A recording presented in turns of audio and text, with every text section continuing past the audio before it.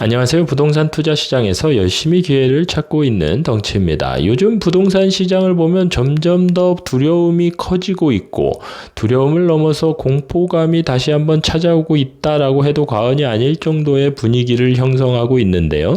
그도 그럴 것이 부동산 시장을 넘어서 경제 자체가 지금 불안한 모습을 보이고 있기 때문에 부동산뿐만 아니라 모든 자산 시장이 지금 지지부진한 모습이죠. 지지부진하다라고 하기에는 좀 부족하고 어찌됐든 주식도 하락하고 있고 코인도 떨어진 상태에서 회복하고 있지 못한 상황에서 부동산 시장만 계속해서 상승세를 이어나갈 수 있는가라는 의문이 드는 시기이기도 합니다. 따라서 지금 현재 부동산 시장은 상승세를 이어나가고 있지만 그 상승세가 불안하다. 그래서 불안한 상승세다라고 표현하는 분들이 많아지고 있는 상황이죠. 그런데 이쯤에서 한번 살펴볼 것이 있습니다. 먼 과거의 모습을 굳이 다시 볼 필요는 없을 것이고 올 초의 모습만 한번 살펴보도록 할까요?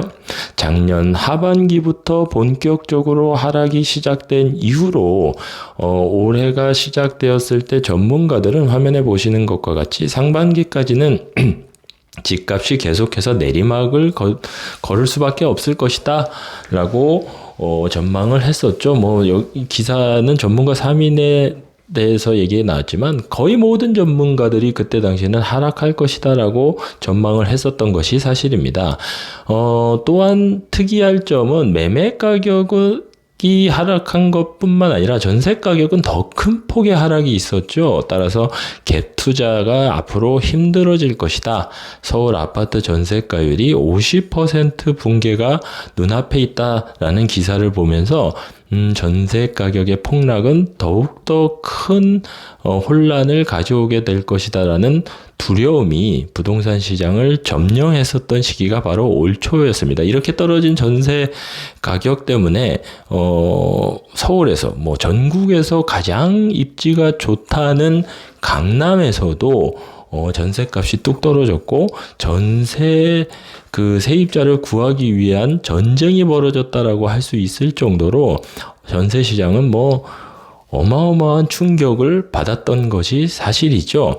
따라서 매매 가격의 하락뿐만 아니라 전세 가격의 폭락까지 이어지면서 올 초만 하더라도 이러한 기사는 아주 쉽게 찾아볼 수 있었습니다. 아파트 가격이 40% 이상 폭락하였고 그에 따라서 집을 절대 사면 안 된다. 그것도 7년간은 집을 사지 말아라.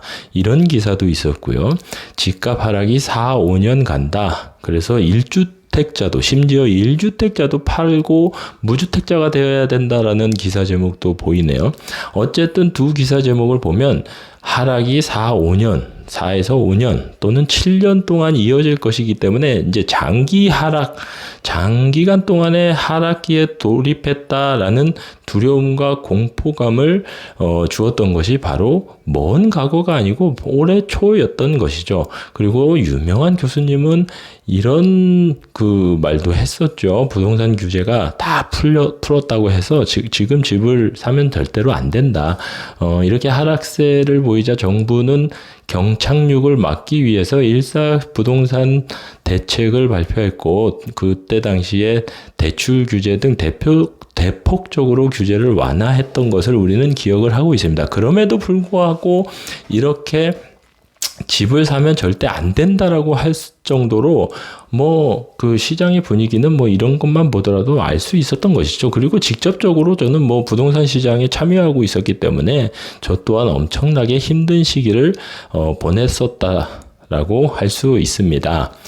그런데 지금 이렇게 상승세를 보이고 있는 모습을 말을 하면 그때 그 전문가분들은 아마도 정부가 계속해서 규제 완화를 했기 때문에 이런 모습이 보여진 것이다라고 말씀을 하겠죠. 그렇게 말씀을 하시겠지만 당시에는 이런 기사도 있었습니다. 서울 아파트 평균 가격이 7억대까지 하락하고 어떤 정책이 나오더라도 어떤 규제 완화 정책이 나온다 하더라도 이 하락을 막지 못한다.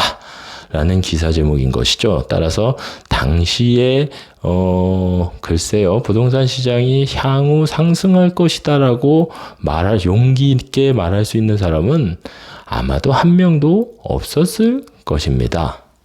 그 말을 달리하면 그 정도로 시장에 그 두려움과 공포가 가득했던 시기라고 할 수 있었던 것이죠. 바로 올 초의 모습이 말입니다.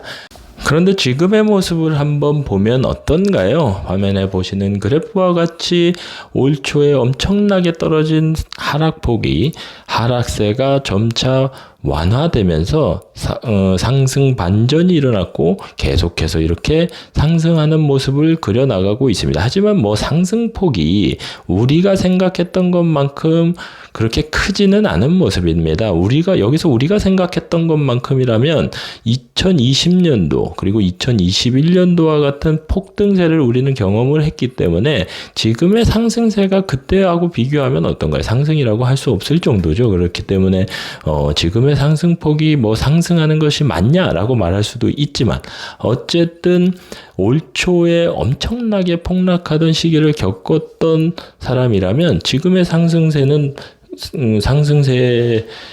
또 엄청난 것인 거죠. 그래서 화면에 보시는 것과 같이 전국 집값은 현재 10주 연속으로 상승을 하고 있고 서울은 18주째 연속으로 상승을 하고 있는 모습인 것입니다. 물론 상승폭은 20년, 21년과 비해서는 크지 않는다 하더라도 이렇게 상승세가 계속 이어나가고 있는 것이죠.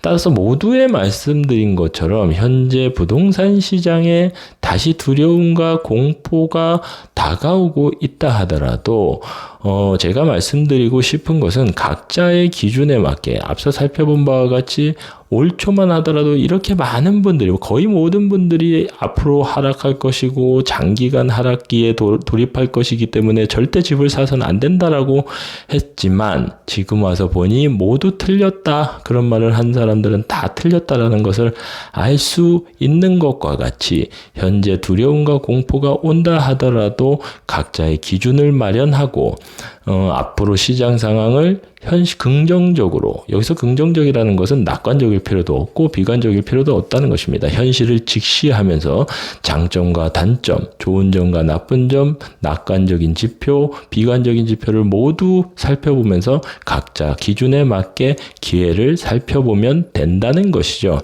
따라서 추석 연휴에 많은 생각들을 하시고 앞으로 부동산 시장이 어떻게 나아갈 것인지 각자 기준에 따라 기회를 찾으시기를 바랍니다. 항상 투자자 여러분의 성공적인 투자 이어나가시기를 응원합니다. 감사합니다.